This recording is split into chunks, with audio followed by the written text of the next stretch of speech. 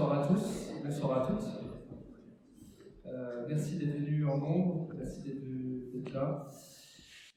Bienvenue à cette soirée débat Forum Veritas, organisée par les GBU, Groupe Biblique Universitaire de Paris-Saclay, en partenariat avec la communauté chrétienne de Centrale-Supélec et le Centre Thélière de Chardin.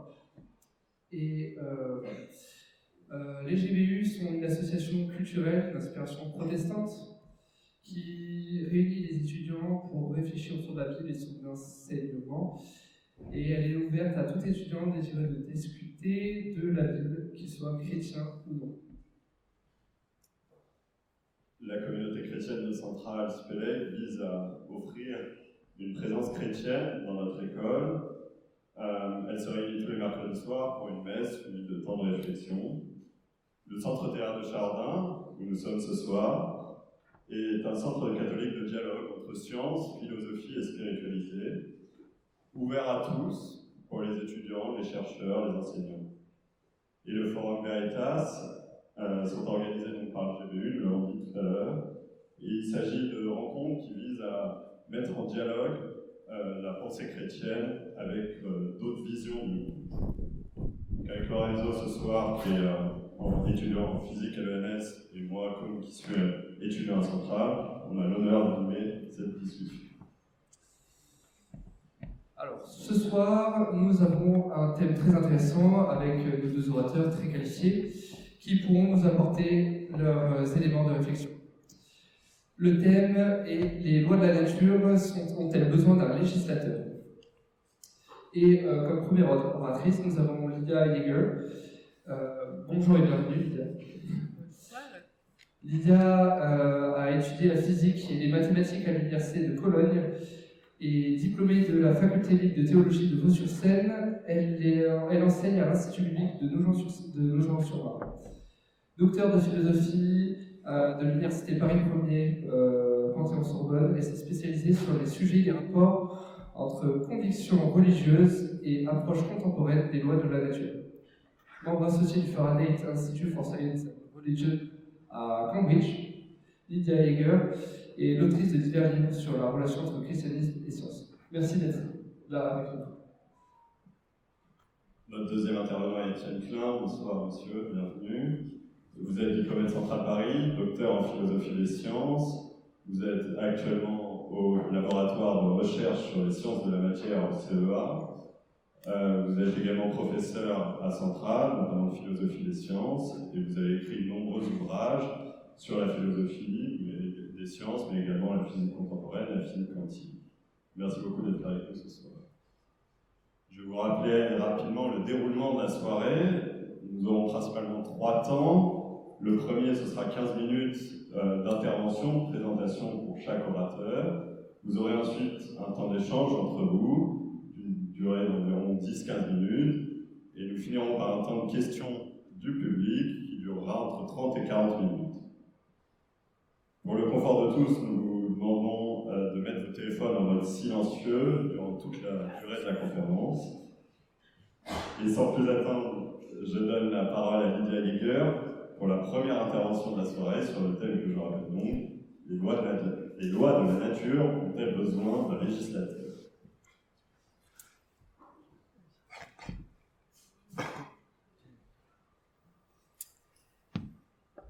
Alors bonsoir, merci aux organisateurs de m'avoir invité, merci à Étienne Klein aussi de revenir discuter avec moi, et je suis impressionnée par le nombre de personnes présentes malgré l'heure tardive. Voilà, donc la question qui nous est posée ce soir, les lois de la nature ont-elles besoin d'un législateur ? Et donc la première réponse qu'on peut donner à cette question, c'est historiquement oui. Quand la science moderne est née, les protagonistes de la première heure ont très clairement invoqué Dieu pour fonder les lois de la nature. On pourrait donner différentes citations. Je vous donne là une citation de Descartes. Dieu a si merveilleusement établi ses lois. Ou une autre situation, on remonte un peu dans le temps, dans Kepler, dans les lois du mouvement planétaire, ou ce qu'on est venu à appeler les lois de Kepler ont été fondatrices pour la mécanique newtonienne, écrit ceci. J'aurai les philosophes naturels, donc ceux qui cherchent à expliquer le comportement de la nature, contre moi, puisque j'ai déduit les propriétés naturelles des planètes de choses immatérielles et de figures mathématiques. Donc le problème que Kepler pose, c'est comment des lois mathématiques peuvent avoir un quelconque pouvoir législatif sur le comportement de la nature. Et la réponse qu'il donne, je souhaite répondre que Dieu, le Créateur, comme il est esprit et fait ce qu'il veut, n'est pas empêché en créant d'avoir égard à des choses immatérielles ou basées sur l'imagination. Donc, cette difficulté qui se pose, comment des lois mathématiques ou des équations mathématiques peuvent s'appliquer à la nature, trouve une réponse dans l'action créatrice de Dieu. Et cette réponse-là est nouvelle à ce moment-là.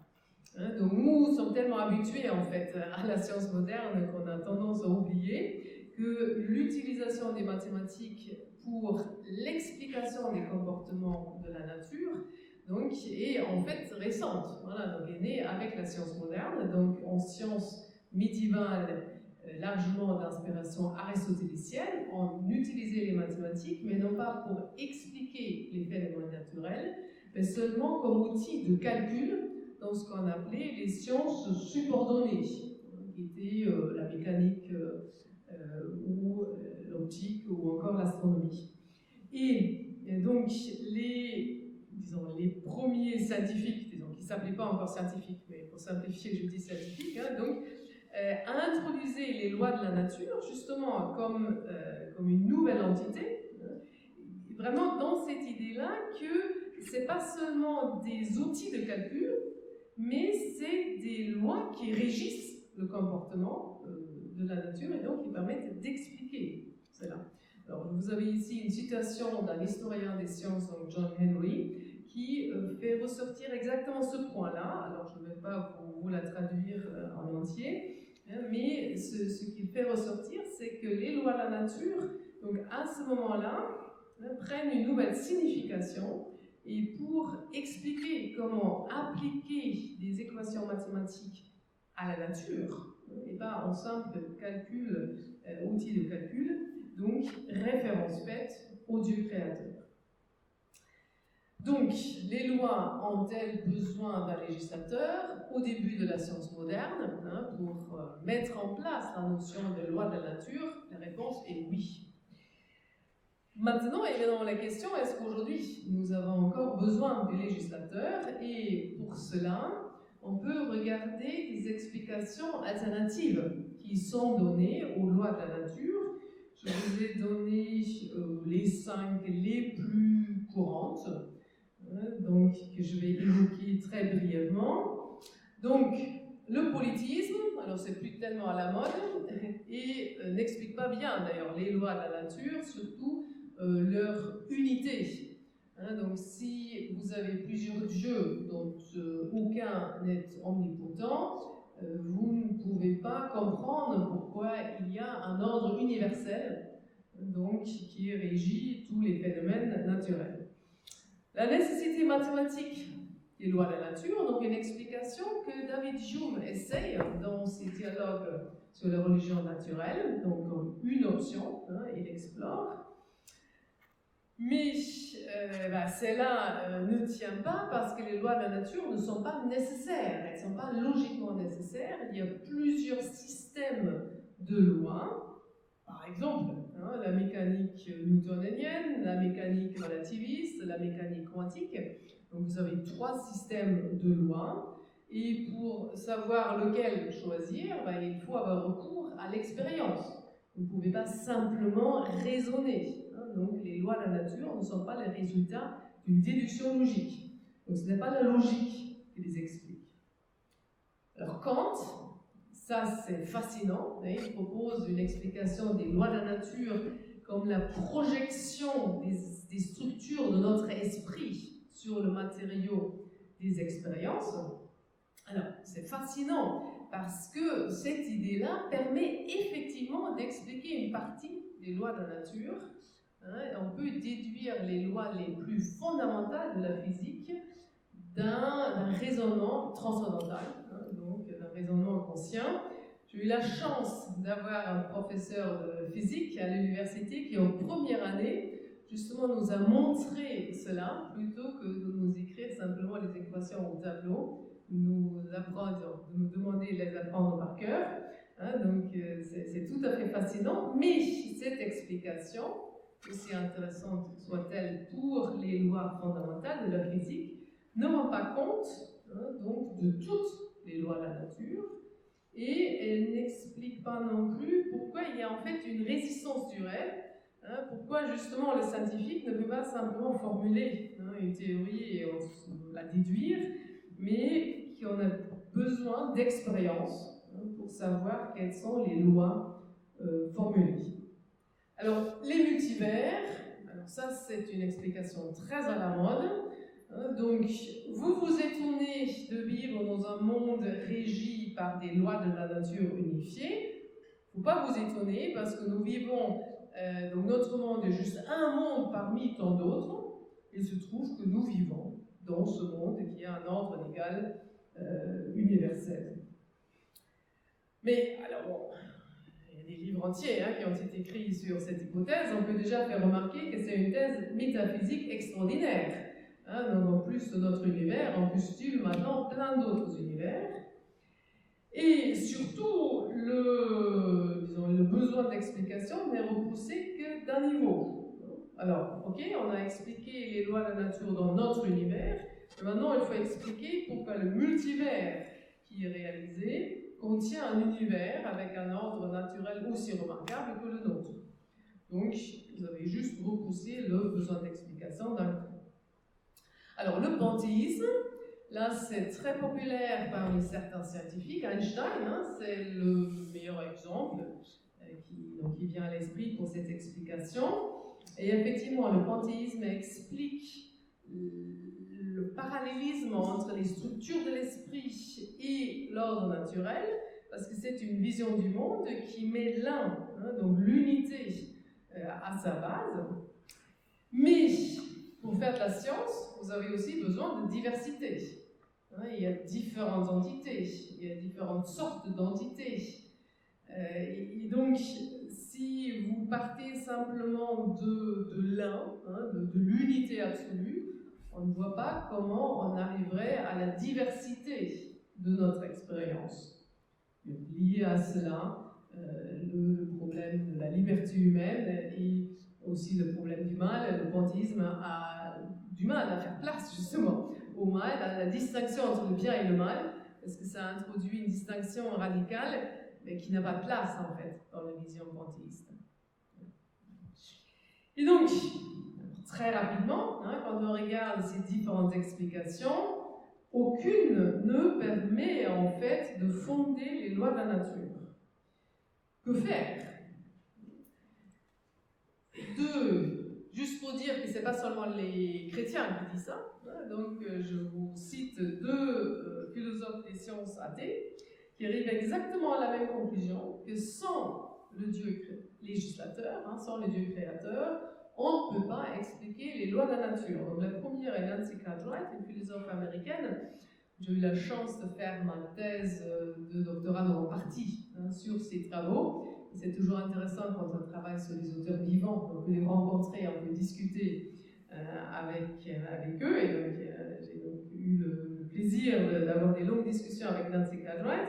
Et voici ce qu'elle dit. Je vous lis simplement la deuxième citation. Pour ma part, je pense qu'il y a un peu trop de Dieu dans le concept de loi. En fin de compte, le concept de loi ne fait pas sens sans que l'on suppose un législateur. Et donc, elle en conclut. Il faut donc réussir à faire la science sans les lois de la nature. Elle a une proposition dans ce sens.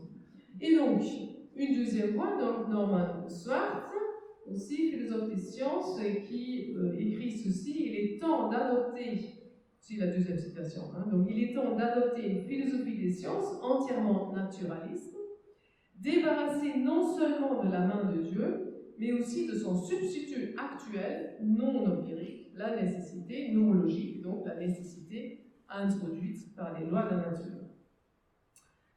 Ok, donc peut-on faire la science sans loi de la nature? Il y a des propositions dans ce sens, mais il y a des difficultés qui paraissent bien insurmontables. Faire de la science présuppose en fait un ordre. Je vous donne juste deux difficultés. La première, c'est justement la question de savoir comment distinguer entre régularité accidentelle et régularité nomologique. Donc des régularités qui sont vraies, on peut dire par hasard, hein, et des régularités qui sont vraies à cause des lois de la nature. Hein, prenez deux affirmations qui semblent tout à fait parallèles. Toutes les sphères d'or ont un diamètre de moins d'1 kilomètre et toutes les sphères d'uranium ont un diamètre de moins d'1 kilomètre. Alors, les deux sont vraies, très probablement en tout cas, et probablement vraies même pour toute l'histoire de l'univers. La première, parce qu'il n'y a pas assez d'or hein, dans l'univers pour faire, en tout cas sur Terre, pour faire une telle sphère. Et justement, mais on pourrait tout à fait imaginer avec les mêmes lois de la nature, hein, donc une planète avec assez d'or pour construire une sphère d'or qui a plus d'1 diamètre de kilomètre. Mais pour une sphère d'uranium, c'est pas possible parce que l'uranium est instable. Et donc cette impossibilité est d'un autre ordre. Elle est justement liée aux lois. Mais du coup, un endroit qui montre pourquoi on a besoin de lois. Et juste un autre exemple, comment justifier des jugements contrefactuels, donc des jugements qui portent sur des situations qui ne sont pas réalisées. Exemple, hein, si je lâchais cette montre, elle tomberait à terre. Alors, je ne vais pas faire cette expérience parce que je voudrais continuer à utiliser ma montre. Et de toute façon, vous n'avez pas, je pense que vous n'êtes pas trop impatient de pouvoir réaliser cette expérience parce que vous savez très bien ce qui va se produire. Mais alors, pourquoi êtes-vous si sûr de savoir ce qui va se produire? Et donc, pour cela, il faut avoir un recours à un ordre naturel donné, sinon cette prédiction qui nous paraît si évidente n'a aucune base.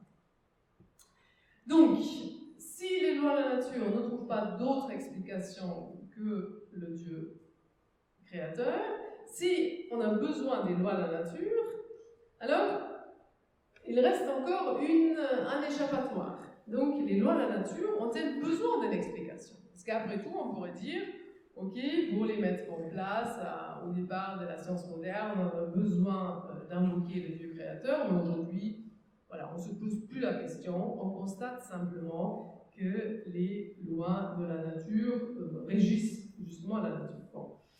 Mais là, j'ai quand même envie de dire, mais ne cédons pas à l'habitude. Hein, l'ordre naturel est vraiment remarquable. C'est d'ailleurs cela qui m'a fait amener en physique. J'ai cette fascination qu'il y ait des lois mathématiques qu'on peut écrire, en plus assez simples, hein, pour certaines en tout cas, et qui décrivent le comportement donc, d'un grand nombre d'entités naturelles. C'est quelque chose de tout à fait extraordinaire.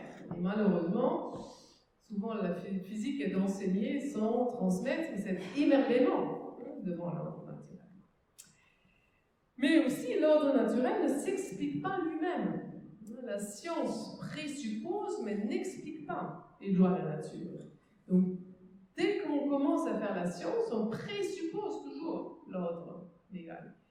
Donc, ce n'est pas la science elle-même qui explique les lois de la nature, elle utilise plutôt ces lois pour ces explications. Excusez-moi, on va vous laisser 1 minute pour conclure. Tout à fait, je suis en train de conclure. Vous êtes à la fin. Très bien. Voilà. Très bien. Je donnerai la parole ici. Tout à fait, donc je suis en train de conclure.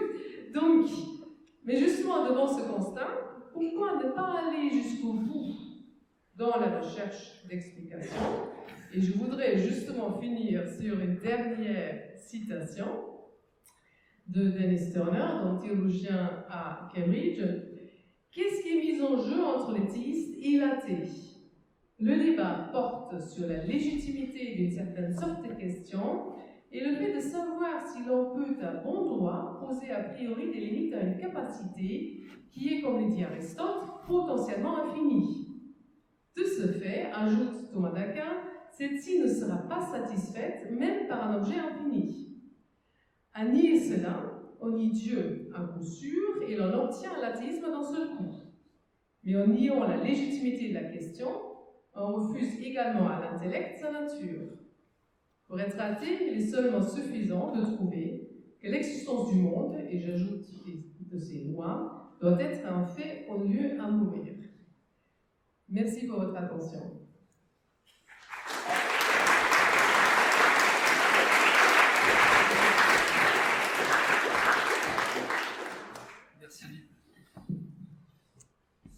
Merci Lydia. Sans plus tarder, je donne la parole à Étienne Klein. Bonsoir à toutes et à tous.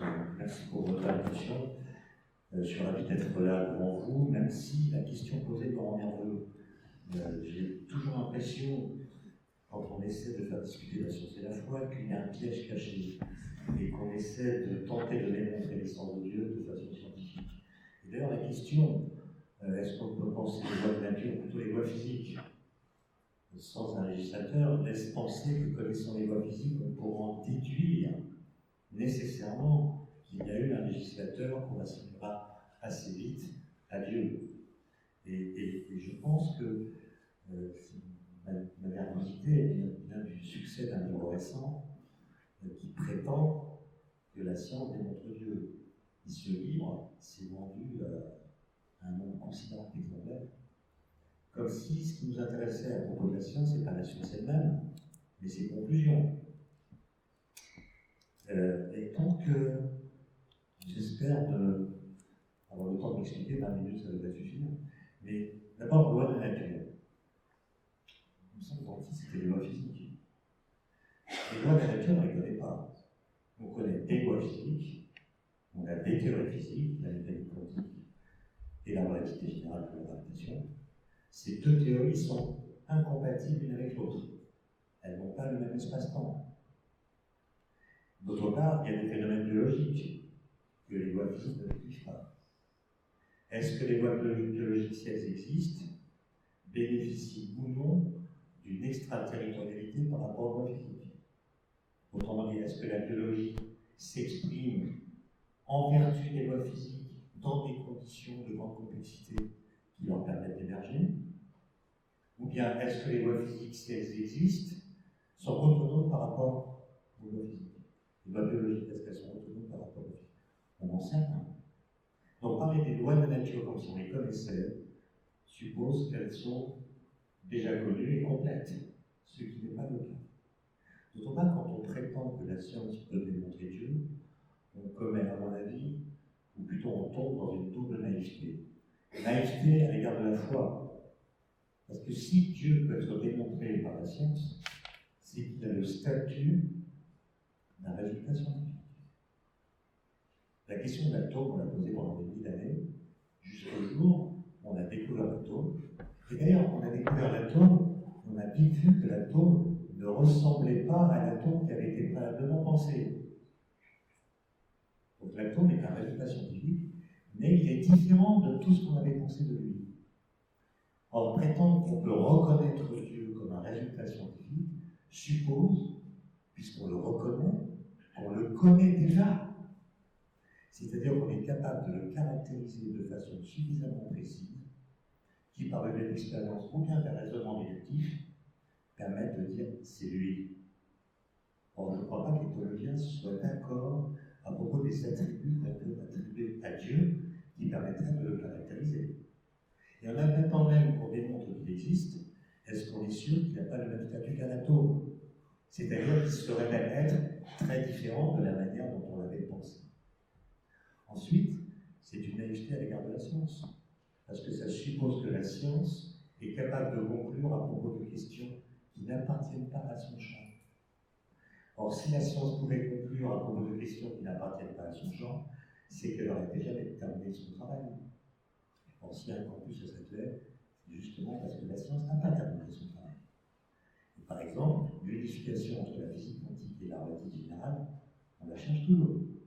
Donc, demander à une science inaboutie de conclure sur des questions qui ne lui appartiennent pas, qui ne sont pas dans son champ, c'est quand même fort délicat. Ensuite, on parle de Dieu créateur. C'est-à-dire qu'on va on va parler de la question de l'origine. Alors d'abord, une remarque. Quel est le sens du mot origine dans le langage courant? Si moi je vous demande quelle est votre origine, vous allez me parler de vos parents, de vos grands-parents, de la région dans laquelle vous êtes né, etc. Autrement dit, vous allez me raconter une histoire dont vous ne faites pas partie, dont vous êtes la conclusion. Autrement dit, le mot origine dans le langage commun veut dire conclusion, achèvement. Raconter l'origine des atomes, c'est raconter l'ensemble des réactions nucléaires qui sont produites dans les étoiles et qui ont à la fin permis l'apparition d'atomes. Et quand nous disons on a repéré l'origine des atomes, ça veut dire qu'on est capable de raconter l'histoire qui s'est déroulée sans les atomes. Très bien. Maintenant, appliquons ça non plus à des choses qui sont dans l'univers, mais à l'univers lui-même. Si on applique la même méthode, raconter l'origine de l'univers, c'est raconter une histoire précédant l'univers, dont l'univers serait l'aboutissement. Mais s'il y a quelque chose qui se passe avant l'origine de l'univers, c'est que l'origine de l'univers dont on parle n'est pas l'origine de l'univers. En fait, quand on regarde les cosmogonies, les songeries ancestrales, comme disait Bachelard, mais ça va aussi pour la Genèse biblique. Eh bien, soit on vous dit, au début, il y avait ceci ou cela, eh bien, déjà là, il peut être un océan primitif, un œuf primordial, un titan, le vide quantique, des supercordes, une collision de trous noirs, ce que vous voulez. Mais soit cette chose que vous mettez en amont de toutes les autres a toujours été là. Auquel cas, il y a toujours quelque chose. Et l'univers n'a pas d'origine. Ou bien, cette chose que vous mettez en amont de toutes les autres n'a pas toujours été là. Elle est elle-même la conséquence d'une autre chose qui l'a précédée. Et dans ce cas, cette chose que vous appelez l'origine n'est pas l'origine. Autrement dit, dès que vous nommez l'origine de l'univers, vous prononcez une phrase qui contredit l'idée que l'univers est l'origine. D'accord? Autrement dit, si origine de l'univers il y a eu, c'est une transition radicale entre l'absence de toute chose et l'apparition d'une première chose. C'est la transition entre le non-être et l'être. Aucun récit ne raconte ça. La Genèse, que vous connaissez de moi, part de l'idée qu'il y a déjà là, le ciel et la terre, on ne dit pas d'où ils viennent. On ne dit pas quel est le projet du Créateur. Pourquoi est-ce qu'il veut créer un univers? Et pourquoi à ce moment-là? Pourquoi il l'a fait il y a 13,7 milliards d'années et pas à 15? Qu'est-ce qu'il a décidé? Quelle est son intention? Est-ce qu'il crée un univers avec un arsenal législatif et lois physiques déjà préétabli? C'est pas dit. Autrement dit, la Genèse n'est pas du tout un récit de la création. C'est une histoire qu'on prend comme on veut, mais qu'on n'a pas le droit d'appeler récit de la création. Il ne s'agit pas de création, il y a Dieu qui est là, il y a la terre, le ciel, on récolte. Alors, la parade, évidemment, c'est la création ex nihilo. On dit, voilà, il n'y avait rien, et tout d'un coup, il y a quelque chose. Mais vous voyez qu'il n'y a rien qui peut cesser d'être un rien, c'est déjà quelque chose. Et si vous mettez une origine transcendante, par exemple Dieu à l'origine, ça veut dire qu'il y a le néant, il y a Dieu en même temps, mais un néant qui est accompagné. Est-ce que c'est encore un néant? Pardon, est-ce que c'est encore un néant? L'idée de néant peut-elle être autre chose que la seule chose qui existe? Un néant qui est accompagné par quelque chose, est-ce que vous avez encore le droit de l'appeler le néant? Donc pour moi, il n'y a pas de récit de la création. C'est impossible de dire avec des phrases une création ex nihilo. Il y a toujours un décalage comme ça. Ensuite, le Big Bang. Évidemment, ça mériterait des heures et des heures d'explication, mais le Big Bang n'est plus du tout considéré par les physiciens depuis longtemps comme un discours de la création, même de l'origine. D'où vient l'expression Big Bang? Dans les années 50, les physiciens ont compris qu'il y a une expansion de l'espace-temps. Ils sont les équations d'Einstein. Il décrit la gravitation. Non pas comme une force, mais comme une déformation de la géométrie. Avec les équations, on fait remonter le temps dans l'autre sens. quand on décrit l'univers observable à repousse-temps. Que disent ces équations Einstein? Que l'univers observable, à mesure qu'on s'éloigne dans le passé, devient de plus en plus petit, de plus en plus dense, de plus en plus chaud. Et quand on calcule jusqu'au bout, on tombe sur ce qu'on appelle une singularité. C'est-à-dire un univers observable de taille nulle, c'est un point, de température infinie, de densité infinie, auquel on ne tarde pas à associer un instant zéro. Et on dit c'est ça Big Bang. Évidemment, on l'interprète comme étant l'explosion originelle qui a créé tout ce qui existe. L'espace, le temps, la matière, l'énergie, la lumière, etc. Et comme nous sommes dans une civilisation qui promeut l'idée que l'univers a été créé, on assimile l'instant zéro à la création de l'univers et on pose des questions tout à fait intéressantes. Qu'est-ce qui a fait office de lunettes cosmique? Qu'est-ce qu'il y avait avant, etc. Ces questions sont passionnantes, mais elles sont prématurées. Pourquoi elles sont prématurées? Parce que le calcul dont je viens de vous parler, qui date de 1950, même s'il est mathématiquement juste, il est physiquement faux, il est physiquement incomplet. Pourquoi? Parce que les équations d'Einstein ne décrivent que la gravitation. Or, quand l'univers est très chaud, les particules subissent d'autres forces que la gravitation. Elles subissent les forces nucléaires, elles subissent les forces électromagnétiques, qui ne sont pas décrites par les équations d'Einstein. Et donc, il y a un moment, quand vous faites votre extrapolation vers le passé, où vos calculs deviennent physiquement faux, même s'ils sont mathématiquement justes. Parce que vous ne décrivez pas tous les processus que subissent les particules quand leur énergie est supérieure à 10 puissance, je ne sais pas combien, de gel. Le moment en amont duquel les calculs deviennent physiquement faux, on l'appelle le mur de Planck. Et évidemment, il y a depuis 40 ans des gens qui cherchent des théories capables d'unifier la gravitation décrite par Einstein avec la physique quantique. Il y a des dizaines de conjectures, il y a des dizaines de théories qui sont à l'ébauche.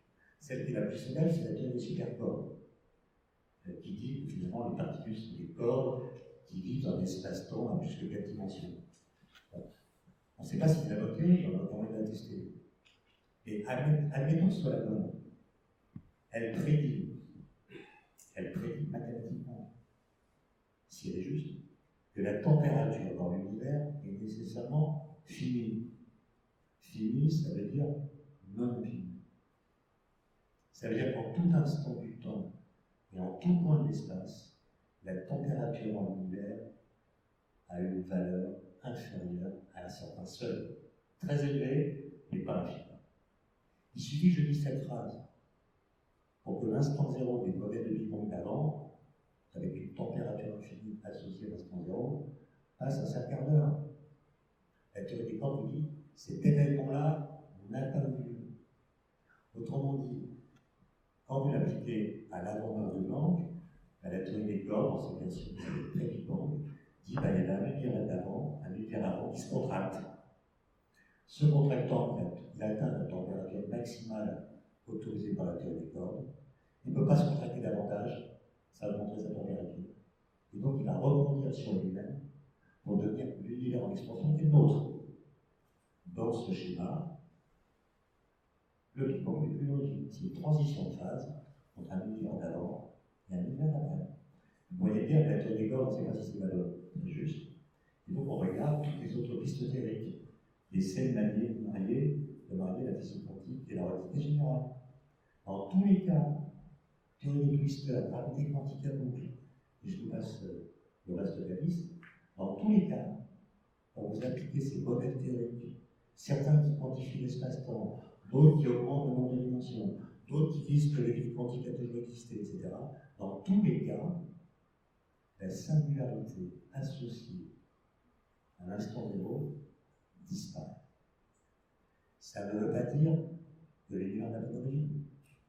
Ça veut dire que le Big Bang des anciens modèles n'était pas à l'origine. Autrement dit, aujourd'hui, nous ne savons pas si l'univers a une origine ou non. Peut-être qu'il y a toujours eu de l'être. Peut-être qu'il y a toujours eu de l'être et jamais de l'être. Donc avant de dire que l'univers a une origine, commençons par démontrer que, et ça évidemment c'est en dehors de nos capacités, démontrer que l'univers a été précédé par du néant. Est-ce que c'est la portée de la science, d'un discours, de n'importe quoi? On n'en sait rien. On ne sait pas si l'univers a une origine, au sens radical du terme. Maintenant, question des lois. Quand les astrophysiciens parlent du passé, ils invoquent les lois physiques. Et donc ils font comme si les lois physiques étaient déjà là. Mais quel est le statut des lois physiques? Est-ce que les lois physiques font partie du monde ou est-ce qu'elles sont hors du monde pour le penser Platon? Comme un exemple illustratif. Imaginons que l'univers a une origine. Ça veut dire qu'il a été précédé par le néant. D'accord? Donc il y a deux électrons qui apparaissent en premier, tout d'un coup, il y a deux électrons qui apparaissent. Qu'est-ce qu'ils vont faire? Ils vont se repousser par la causalité. Et pourquoi je dis ça? Parce que j'ai étudié la physique à l'école. Et je sais que deux électrons étant des particules de même charge électrique vont se repousser. Mais les deux premiers électrons, comme ils le savent, ils ne sont pas allés à l'école. Donc comment est-ce qu'ils savent qu'ils peuvent se repousser? Est-ce qu'ils lisent la fameuse loi sur un tableau noir? Est-ce que c'est une loi qui est encodée dans leur propre nature physique? Est-ce qu'ils entament une négociation avec l'univers dans une sorte d'esquisse de démocratie participative, en lui demandant qu'est-ce que vous voulez qu'on fasse? On se repousse. Vous voyez, mais personne ne se répond à cette question. Personne ne sait ce par quoi les lois physiques s'appliquent aux objets physiques. Comment ça se passe? Bon. Est-ce qu'un jour on pourra répondre à cette question? Est-ce que ce n'est pas l'archétype d'une question métaphysique qu'on ne peut pas s'empêcher de se poser sans être capable de répondre? Et toute la beauté de la chose vient de savoir que nous ne savons pas. Et l'obligation d'expliquer les lois physiques me paraît quelque chose de superfétatoire. Est-ce qu'on est vraiment obligé de se poser la question de savoir pourquoi les lois physiques sont comme elles sont? Parce que c'est vraiment obligatoire d'expliquer. Parce que, attention, si vous expliquez les lois physiques en invoquant une espèce de méta-loi qui explique les lois, il faudra ensuite expliquer d'où vient la méta-loi par laquelle vous expliquez les lois physiques. Puis la méta-loi qui explique la méta-loi. Ça va vous prendre du temps. Du temps, il nous en reste un petit peu quand même. Donc on va maintenant faire débattre, discuter sur ce que vous avez dit. Donc Igor voulait peut-être réagir, peut-être pas répondre à cette question qui a été posée complètement, peut-être une réponse, en quelques phrases si vous voulez. Oui, donc peut-être réagir d'abord sur le statut de ce qu'on peut pouvoir, disons, ce qu'on devrait espérer montrer ou ne pas montrer par la science. Effectivement, il y a des personnes qui proposent donc de partir des données scientifiques ou des lois de la nature pour prouver l'existence de Dieu. Je n'ai pas compris la question qui nous était posée dans ce sens. Alors certains répondraient ainsi, donc je ne réponds pas de cette façon-là. Je dirais simplement, c'est si on... disons, il y a un fait remarquable, et si on veut donc trouver une explication, voilà, il y a plein d'explications qui ne marchent pas. Il y a une explication qui marche et qui, historiquement, a donné naissance à ce concept. Et alors après, oui, il y a toujours la position de se dire, mais on se retranche et on se dit, je constate simplement les lois de la nature sont là et je ne veux pas expliquer. C'est une posture qui est possible. Maintenant, quand on dit le Dieu législateur ou le Dieu créateur, donc a servi, on pourrait dire, de parrain donc au concept de loi nature, c'est vrai que ce Dieu créateur était connu par ailleurs, et ce n'était pas un résultat scientifique. C'était donc le Dieu créateur qui était découvert à travers les textes bibliques, et donc, effectivement, à la base de la foi chrétienne, et donc aussi de la foi d'un Kepler, d'un Descartes, ou d'un Newton, c'était cette conviction que Dieu s'était révélé, et qu'il s'était révélé en nous adressant une parole, ou même des paroles, et que nous pouvons donc le connaître de cette façon-là. Et ensuite, quand on retourne vers la nature et vers l'étude de la nature, on constate que cette parole qui, dans un premier temps, effectivement, ne visait pas directement la science, fait sens dans ce domaine. Donc, ce n'est pas une preuve de l'existence de Dieu, mais c'est une façon de voir que cette parole qui m'est adressée donc fait sens aussi dans le domaine de l'exploration naturelle. Maintenant, sur la question de l'origine, qui est effectivement une question importante et lieu de beaucoup de malentendus, Georges Lemaître lui-même, qui d'une certaine façon a inventé le Big Bang, alors pas le mot, mais cette idée donc, de cette explosion initiale, c'est toujours garder de vouloir l'interpréter ou simplement faire une correspondance entre cette théorie physique et la création. Et donc, je crois que ce qui est vraiment important à comprendre, c'est qu'on a deux visions du monde, je peux dire, séparées. Donc, on a une conception qui est à l'être, et donc il y a une certaine continuité de l'être, et on reste à l'intérieur de l'être, mais ce n'est pas la conception proposée dans la Bible où il y a une dualité qui est posée dès le départ. Au commencement, Dieu créa les cieux et la terre. Donc oui, il y a Dieu et il y a l'univers. Donc il y a une dualité fondamentale. Et dans ce sens-là, Dieu n'est pas simplement ce qui était avant l'univers. C'est le fondement métaphysique transcendant de tout ce qui existe. Et c'est tout à fait, c'est indépendant en fait de la question de l'origine temporelle.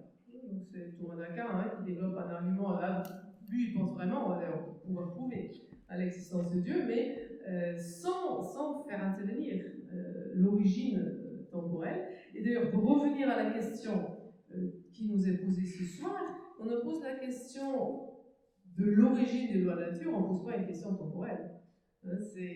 C'est la question de l'explication. C'est la question d'où est-ce qu'elles tiennent leur force. D'où est-ce qu'elles tiennent leur force. Mais ce n'est pas une question de l'origine temporelle ou pas. Cette question est pertinente, même s'il y a un univers éternel et des lois de la nature qui vont exister tout le temps. D'ailleurs, les lois de la physique, donc, effectivement, nous connaissons les lois de la nature seulement par l'expression imparfait de la physique.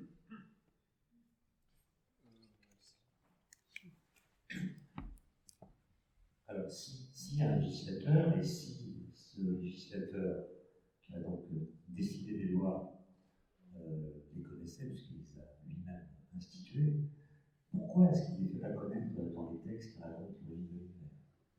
Autrement dit, pourquoi la jeunesse, par exemple, ne parle pas de loi physique, ne nous dit pas quelle est la structure de l'espace, combien il y a de dimensions, etc. Il crée le ciel et la terre, comme vous vous rappelez, mais préalablement, il faut créer l'espace. Comment l'espace a été créé. Tout ça n'est pas dit. Donc, ce que je veux dire, c'est que le récit est pour le moins incomplet. Et quand on le lit, avec un esprit critique exercé, on ne peut pas s'empêcher de lui poser des questions auxquelles le texte ne répond pas. Donc, pour moi, la question de l'origine est laissée complètement ouverte, y compris par ce texte qu'on présente comme un texte qui raconte l'origine de l'univers.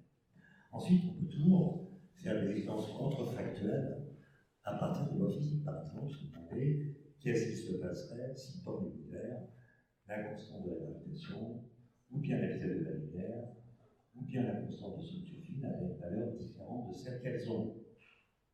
Et d'après ce que nous savons, par exemple, de la physique nucléaire, si la constante de gravitation était 1% plus élevée que sa valeur, eh bien, le cycle des étoiles serait beaucoup plus rapide et les étoiles ne pourraient pas fabriquer de carbone, et donc la vie ne serait pas possible. Et si la gravitation était plus faible, pour les mêmes raisons, elle ne pourrait pas fabriquer de carbone et la vie serait pas possible. On a l'impression, comme on le dit, que les constantes fondamentales ont la valeur qu'elles doivent avoir pour que l'apparition, notamment du carbone, soit possible dans les étoiles. On appelle le principe anthropique. Mais et donc il y a des gens qui disent si ces valeurs correspondent au seul qui soit possible pour que la vie soit possible, a besoin de questions. C'est-à-dire qu'elles ont été ajustées par un législateur, appelons-le comme ça.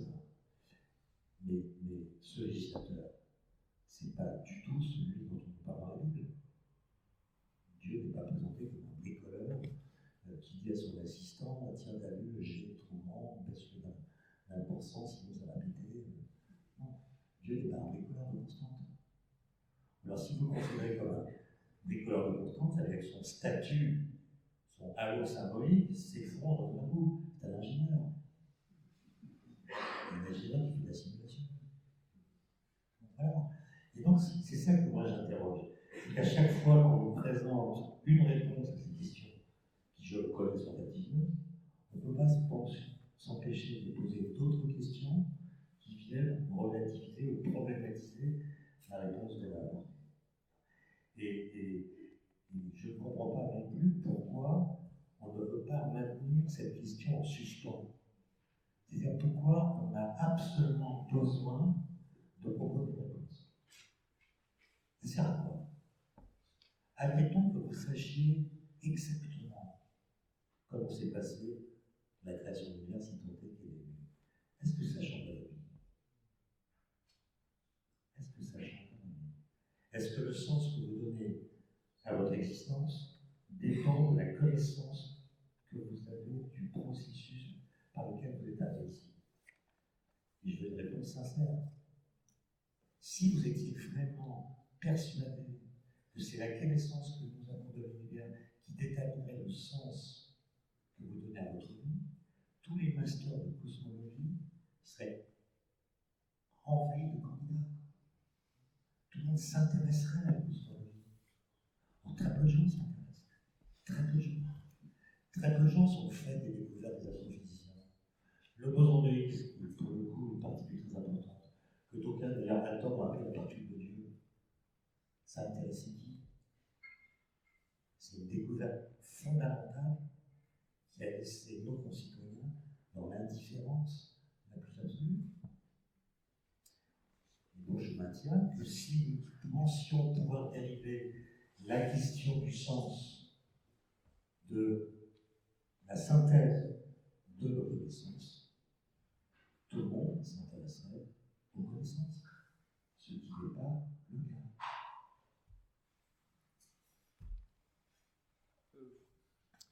Vous voulez rajouter quelque chose? On va encore un peu de temps pour discuter.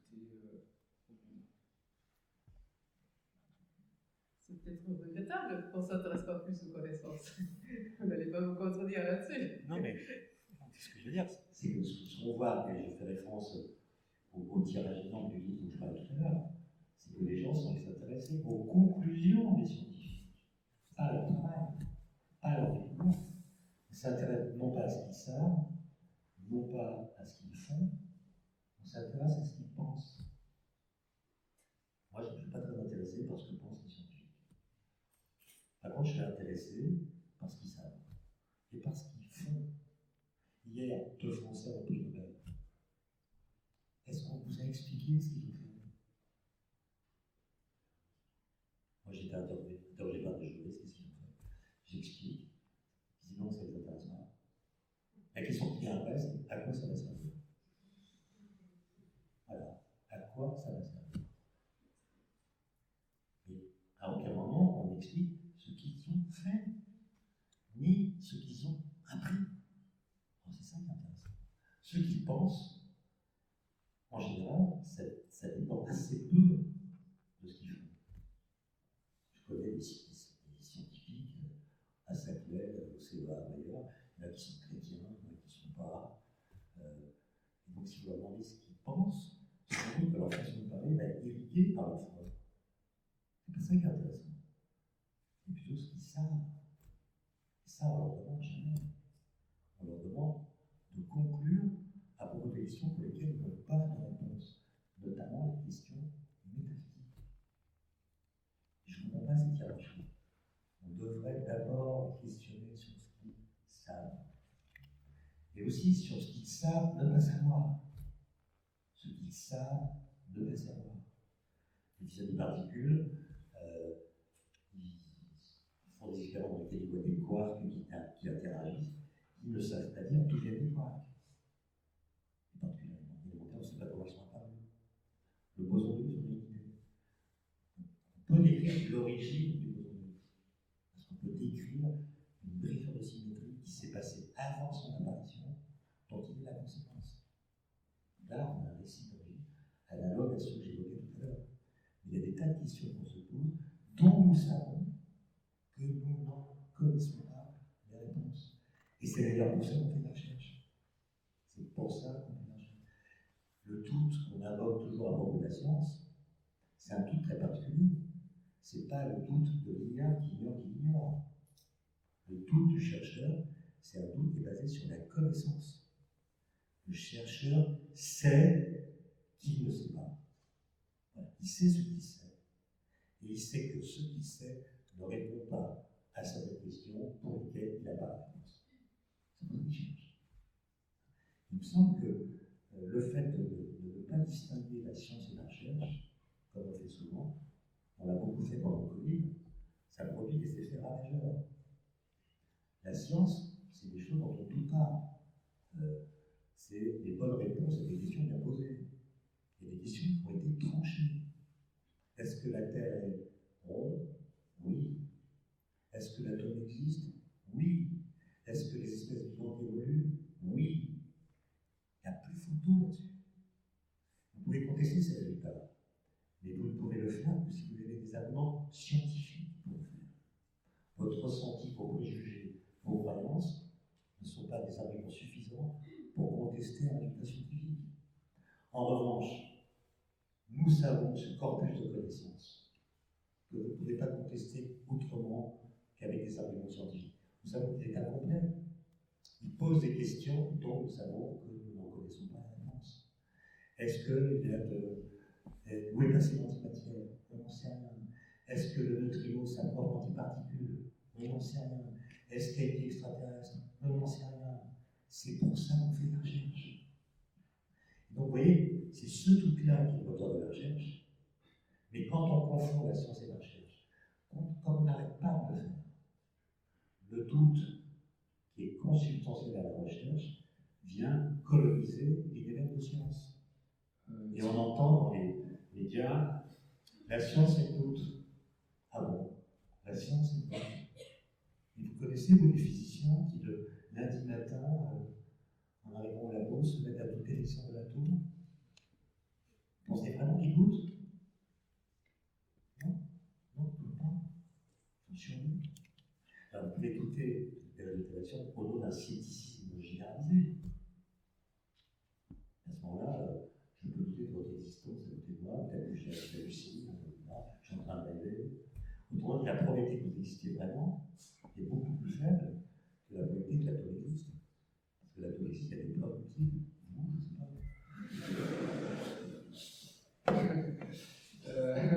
On va laisser 3 minutes à Gab. Il me semblait que vous voulez réagir. Voilà, allez-y. On passera aux questions. Oui, alors peut-être pour revenir à la question, disons, à l'évocation de la Genèse.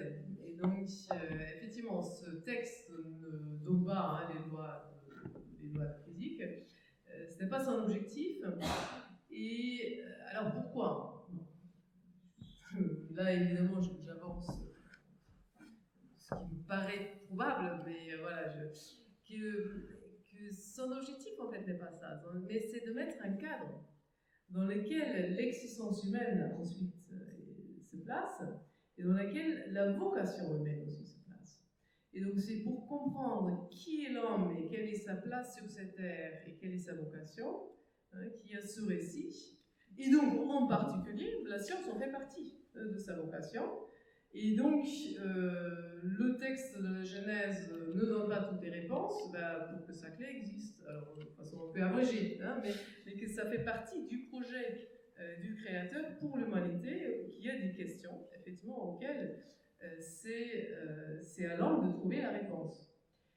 Maintenant, pourquoi, je vais dire, mais ça je reviens à un point que j'avais essayé de souligner à la fin de mon intervention. Quand on pose la question, les lois de la nature ont-elles besoin d'un législateur? Pourquoi est-ce qu'on arrêterait là l'explication et on dit on se contente de notre ignorance, alors que la science ne se contente jamais de son ignorance, elle pousse toujours l'explication plus loin. Alors c'est vrai que cette question-là n'est pas une question scientifique. Donc ce n'est pas une question scientifique et on ne répond pas de la même façon à la question.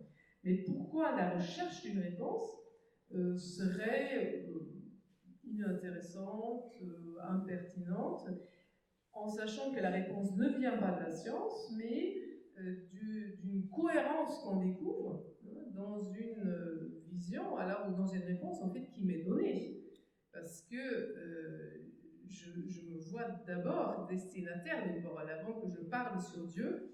Je suis placé face à une parole que Dieu m'adresse, et donc je peux, si vous voulez, après coup, découvrir que cette parole-là fait sens quand je m'approche de l'exploration de la nature. Un autre aspect que je n'avais pas évoqué, c'est que les lois donc de la science moderne sont des lois contingentes et donc qui demandent l'expérimentation. Et on voit chez Newton en particulier vraiment à l'œuvre cette vision-là de dire parce que le créateur aurait pu créer d'autres lois, il est nécessaire de faire des expériences. Et donc même cet aspect très particulier de la science moderne donc trouve comme une correspondance dans la vision de la création. C'est au moins un fait intéressant à relever. Merci beaucoup de l'avoir posé, merci pour votre échange. On va devoir s'arrêter là pour cette partie. En revanche, il nous reste du temps pour les questions publiques, donc ça va être à votre tour, cher public, de poser des questions. Un simple rappel, si vous pouviez en préambule de votre question, déjà vraiment poser une question, c'est-à-dire ne pas avoir forcément un développement, mais une question courte plutôt, et également préciser à quel orateur vous adressez, même si, suite à votre réponse, on laissera l'autre réagir.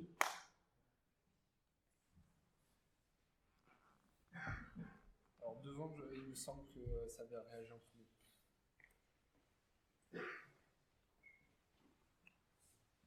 Bonsoir.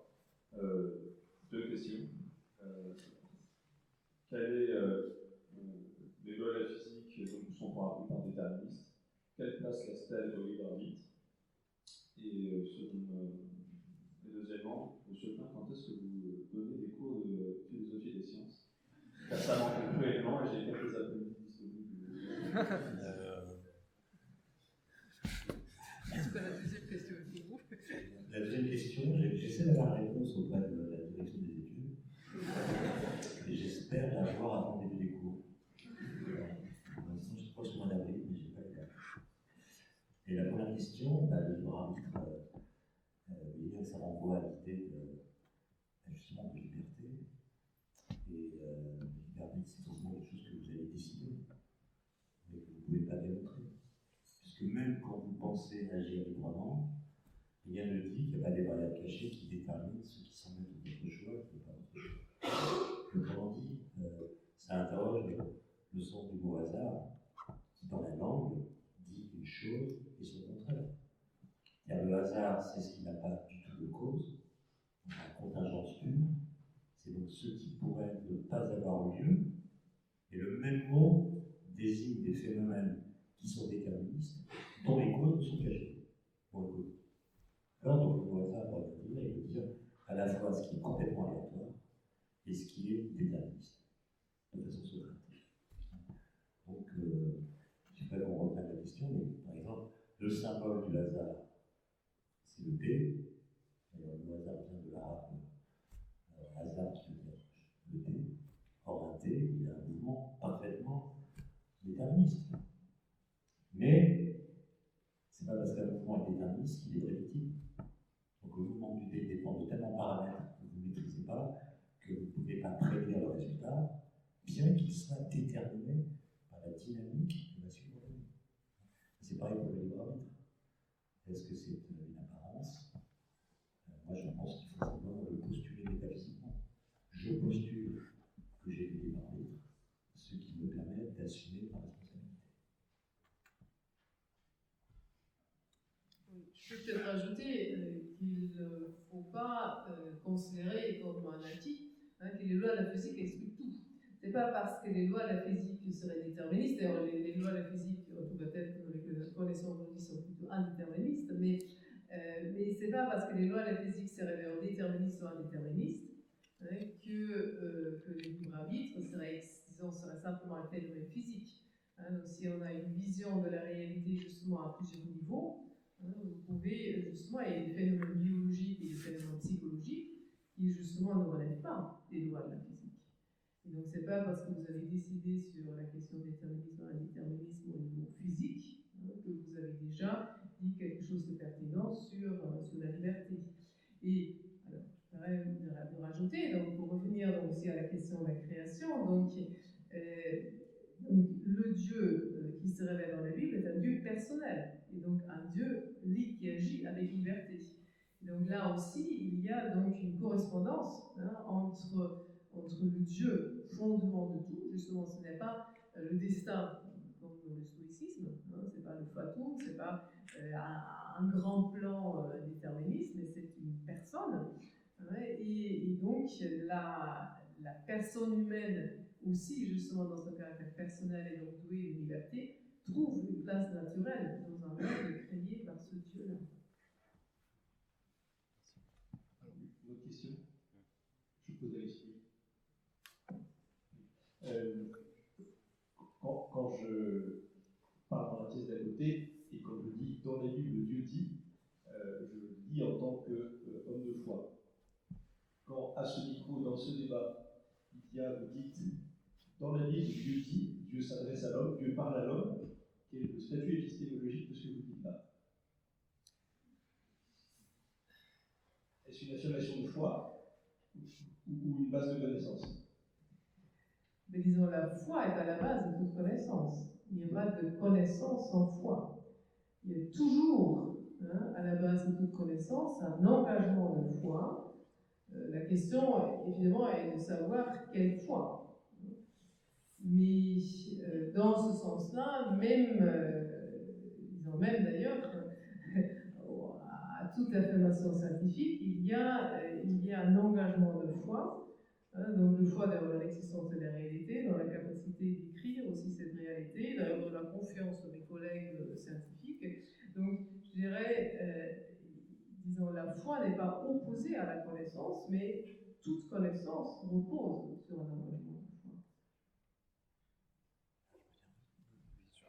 Moi, je ne suis pas d'accord avec l'usage du mot foi dans ce contexte. Je pense que toute connaissance est le résultat d'un pari.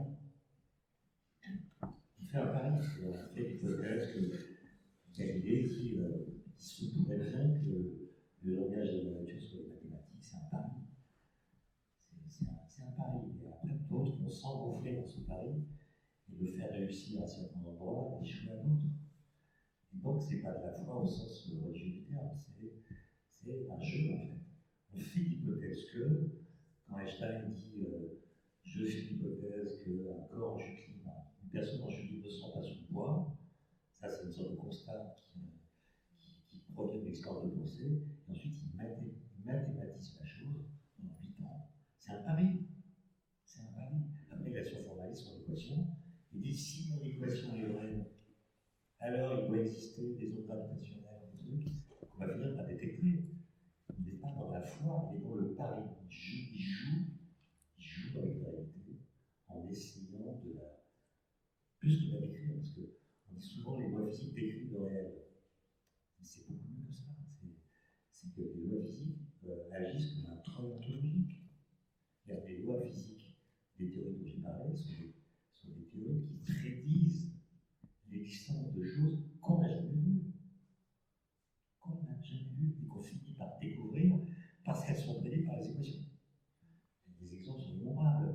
On peut commencer par le neutrino, on peut parler des bosons intermédiaires, du boson de Higgs, des ondes gravitationnelles, des trous noirs, des pulsars. Toutes ces choses ont été décrites avant d'être vues. Voilà, donc il y a là quelque chose qui ne relève pas de la foi. Il y a suffisamment d'arguments pour que les physiciens qui, du point de vue intellectuel, spirituel, religieux, sont des gens complètement différents, mais ils voient les mêmes choses, ils interprètent les équations de la même façon. Il y a des différences quand même, selon les cultures. collègues chinois du CERN, quand ils voient écrit sur la page web du CERN, l'accélérateur de particules lâchées vise à mieux comprendre l'origine de l'univers, ils disent que ça veut dire quoi ça? Les Chinois, le vocabulaire chinois n'est pas ontologique. Ils nomment pas des choses, ils nomment que des processus. Et donc il y a toujours un processus qui n'a ni début ni fin. Il n'y a pas d'origine, au sens occidental du terme. Donc la question de l'origine, j'insiste là-dessus, n'est pas une question obligatoire. C'est-à-dire qu'on peut fonder une civilisation qui ne se pose pas la question de l'origine. Ce n'est pas obligatoire. Et donc, évidemment, pour faire de la science, une sorte de préalable, qui n'est pas un acte de foi, mais plutôt un pari métaphysique, qui est qu'il y a un en dehors de l'esprit. Voilà. Il y a un réel, il y a un en dehors de l'esprit. Je ne suis pas solipsiste. Ce n'est pas mon esprit qui crée tout ce que je vois. Il y a une réalité qui ne dépend pas de moi, et peut-être que mon esprit pourra trouver le moyen de mieux comprendre cette réalité. C'est ça le pari. Vous pouvez appeler acte de foi, mais je trouve que le mot, dans ce contexte, se trouve équipé d'un mot symbolique qui ne lui correspond pas. Excusez-moi d'être très Question derrière. Question à Lydia. Comment fait pour pouvoir assembler ces deux différents aspects en tant que croyante et scientifique par rapport à votre foi? On sait ce que la Bible dit, on sait plus ou moins ce que la science dit. Comment justement vous allez les deux? Et pour terminer, monsieur Etienne, est-ce que finalement les questions que la physique n'arrive pas à répondre ne demandent pas du fait qu'on s'est dit qu'on pouvait les rendre expliquées par la physique? Et qu'en réalité, est-ce qu'il n'y a pas des choses que c'est en utilisant d'autres théories, d'autres domaines pour lesquels on peut avoir uniquement l'explication? Est-ce que ce n'est pas parce qu'on fait uniquement, on fait de la physique que finalement c'est ça qui nous limite à répondre à cette question? Alors, je réponds à la première question. Donc, oui, comment est-ce que j'articule effectivement le fait que j'ai une formation scientifique et effectivement je suis croyante? Disons, en tout cas, en ce qui concerne la physique, je n'ai jamais vu la contradiction. Donc, alors c'est vrai que dans ma biographie, alors j'étais intéressée par la physique par un professeur au lycée athée. Et donc effectivement, donc là il y a eu certaines discussions très vives à ce sujet. Mais justement, c'est cette notion de loi de la nature qui au contraire m'a toujours fascinée. De dire, mais il y a quelque chose vraiment qui est à la base de la physique, cet étonnement qu'il y a un ordre que nous pouvons décrire qui régisse les phénomènes naturels, et ça correspond finalement à ce que je crois aussi, donc côté Dieu créateur. Alors après, oui, il y a des résultats scientifiques où on pourrait effectivement voir certaines tensions avec certaines informations bibliques, peut-être aussi une démarche qui peut être différente, qui peut être une tension, qui peut être complémentaire. Et donc il y a des questions qui surgissent à la frontière ou dans le dialogue entre science et théologie, études bibliques. Et ce sont des questions auxquelles il faut réfléchir, et d'ailleurs il vaut mieux ne pas réfléchir seul, mais dans un cadre interdisciplinaire. J'imagine, je connais peu le projet du centre, mais j'imagine c'est ce que vous essayez de faire ici. C'est ce que nous essayons de faire dans les réseaux professionnels des GBU, où nous prenons justement des professionnels des différentes branches scientifiques, sciences de la nature, mais aussi sciences humaines, art, littérature, pour qu'il y ait un dialogue qui s'établit, aussi en interaction à ce que nous lisons, à ce que nous découvrons dans les textes bibliques. Je répète, je considère que les lois de la nature, ce n'est pas juste des lois physiques. Quand Galilée dit le langage de la nature est le langage mathématique, il a au préalable pris soin de préciser que la physique, dans le sens qu'il donne à ce mot, ne peut devenir efficace que si elle limite ses ambitions. Autrement dit, ne pas décrire la diversité du réel, la suavité des ciels d'avril, des parfums, les sensations, les émotions. C'est beaucoup trop variable, c'est beaucoup trop subjectif, c'est absolument impossible à décrire scientifiquement. Et donc, ce que dit la démarche galiléenne, c'est que si on veut être efficace, il faut y aller mollo.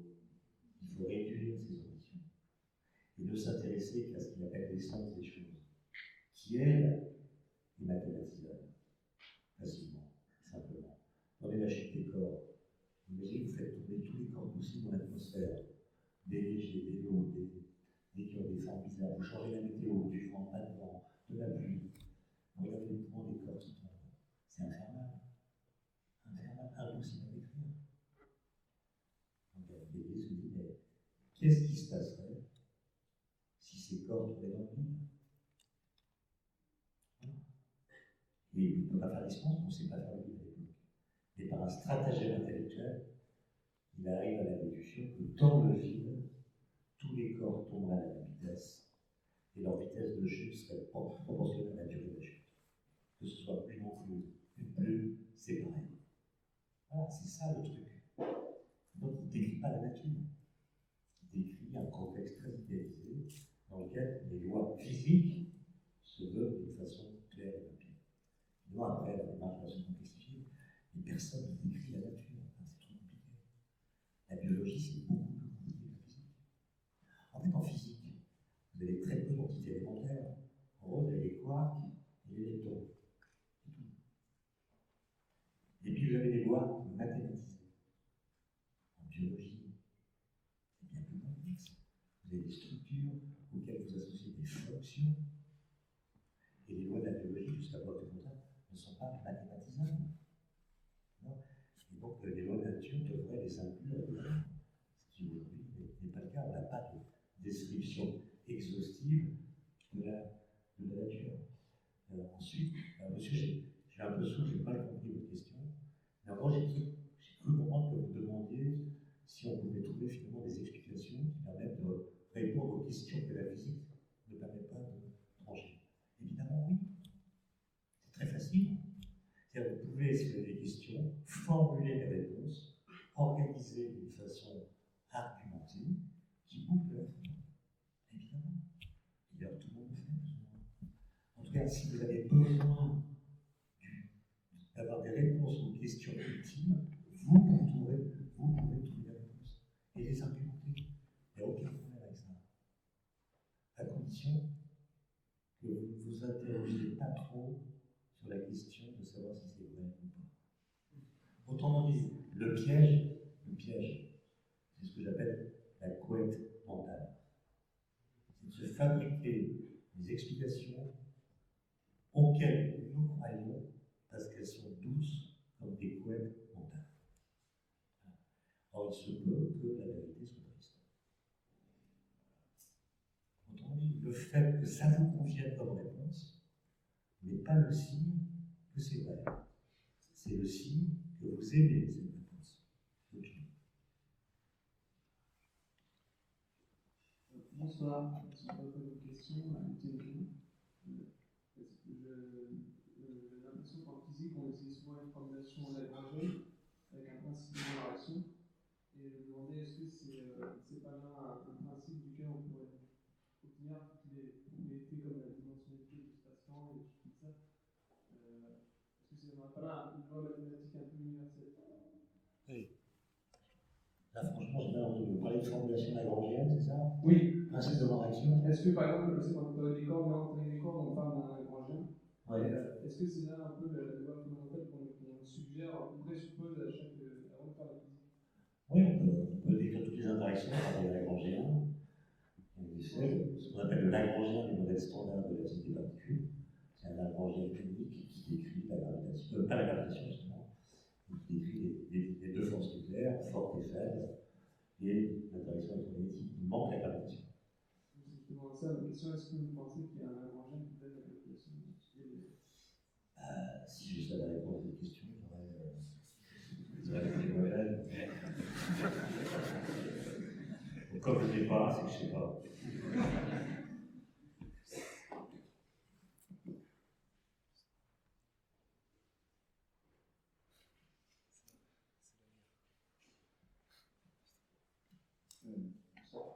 J'avais une question sur comment alors gérer, on pourrait savoir comment on pourrait gérer l'élargissement un peu de ce champ scientifique, parce qu'il y a certaines questions qui sont à certaines époques qui n'étaient pas scientifiques et qui maintenant sont devenues un peu scientifiques. Et donc comment on gère un peu cette différence entre quelque chose qui va être scientifique et quelque chose qui ne serait pas, et gérer la transition surtout entre ces deux phases.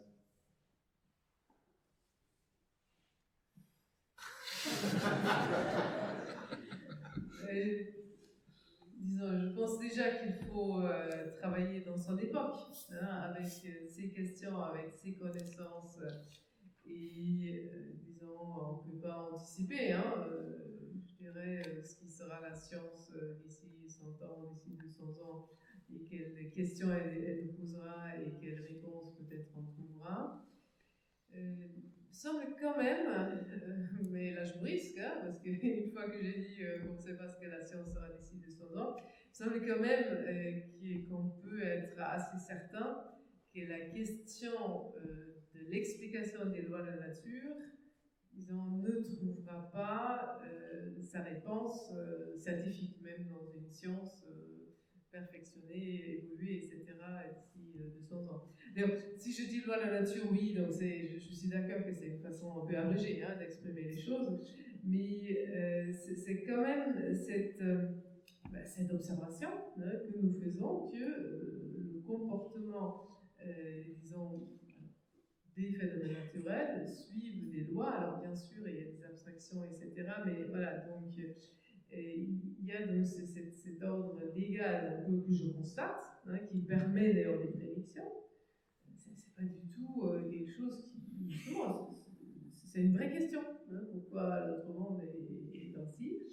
Et c'est pas la science qui pourra y répondre, parce que la science présuppose toujours déjà ces lois, ces légalités pour décrire, hein, ces phénomènes. Elle peut éventuellement montrer que les lois constatées proviennent donc de lois encore plus fondamentales, hein, mais à l'intérieur de la science, on ne trouvera pas de réponse à cela. Donc je pense qu'il y a des questions où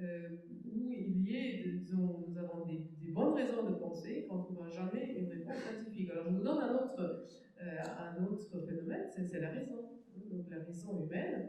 Et là, je ne suis pas du tout en train de dénigrer les neurosciences, etc., mais l'activité de la raison fait référence à la norme, hein, donc à une norme alors, du vrai et du faux, et ce n'est pas de l'ordre scientifique. D'ailleurs, comme aussi les interrogations éthiques, hein, la science décrit ce qui est, elle ne décrit pas ce qui doit être.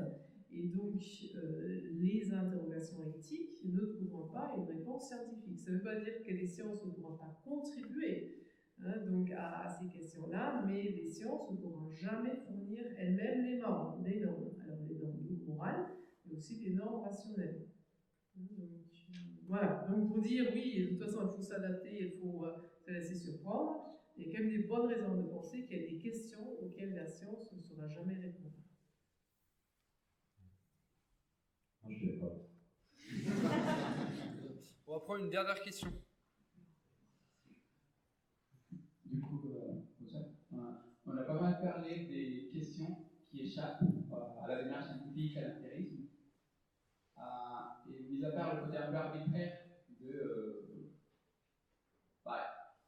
pourquoi ces questions sont moins légitimes que celles auxquelles la science permet de répondre, il y a le côté opérateur. On a besoin de ces réponses pour vivre, pour agir dans le monde de la réalité qui échappe à la démarche scientifique. Du coup, ma question c'est où vous trouvez ce type de réponse vous-même et pourquoi ça vous paraît légitime?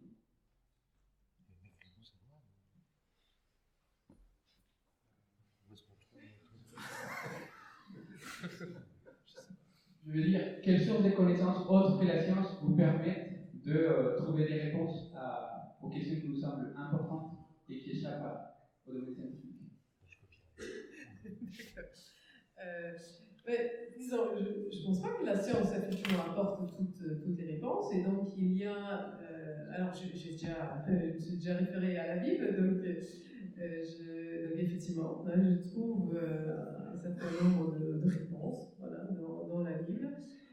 Dans l'interaction, hein, avec autres humains aussi, dans les relations, donc dans ce que je peux vivre aussi, hein, dans la communion que nous formons, donc dans les familles, dans les églises, dans la cité, hein, dans nos villes.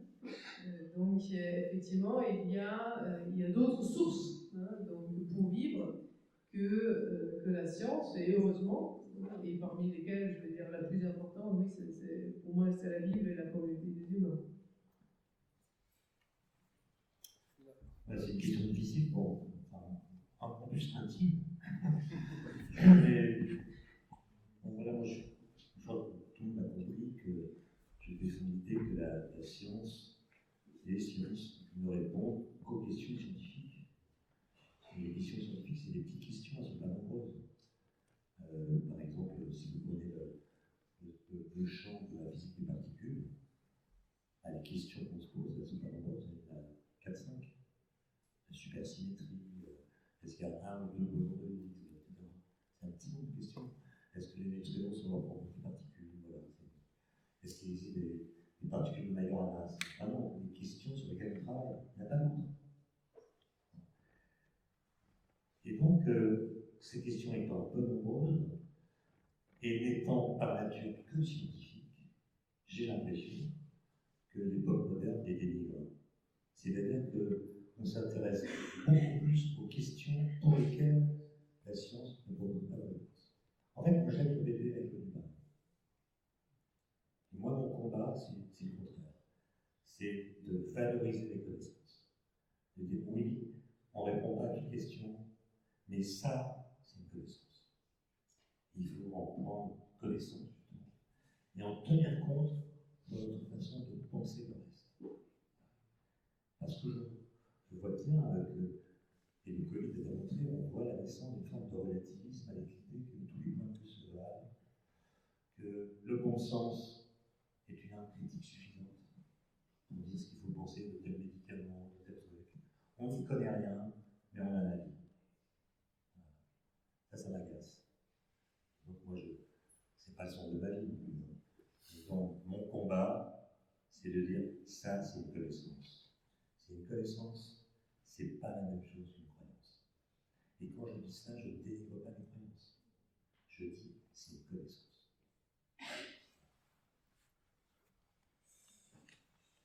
Très bien. Et bien, notre soirée touche à sa fin. Voilà. Alors, on a quelques petites annonces à faire avant que vous partiez, et notamment ce petit QR code qui va vous renvoyer vers un questionnaire d'évaluation. Donc, je vous prie de prendre quelques minutes, une petite minute pour le remplir. On y tient, puisqu'il sert à améliorer à chaque fois un peu plus le forum Veritas.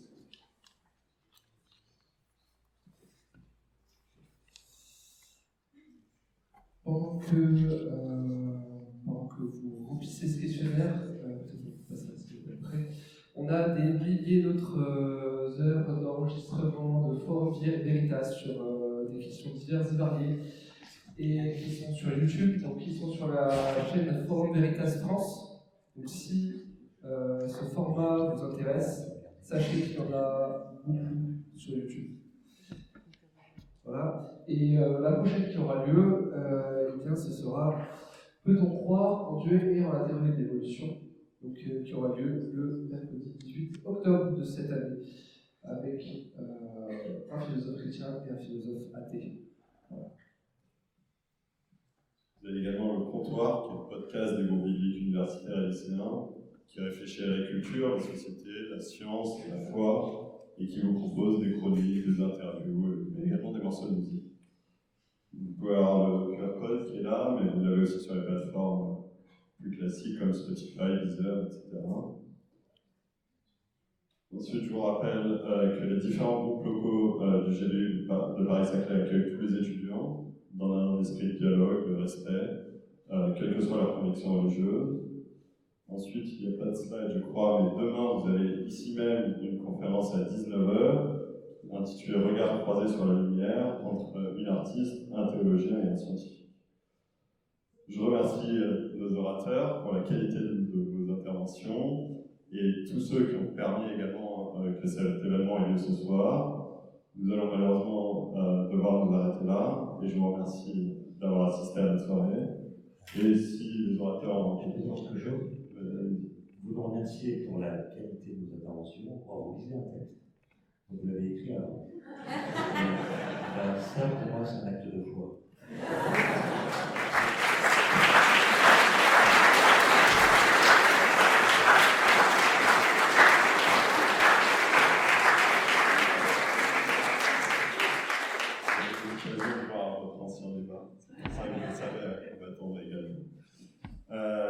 Et si, donc, ça dépend aussi de vous, si vous avez un peu de temps, ensuite, à l'issue, si certains veulent rester discuter avec les orateurs, c'est une possibilité.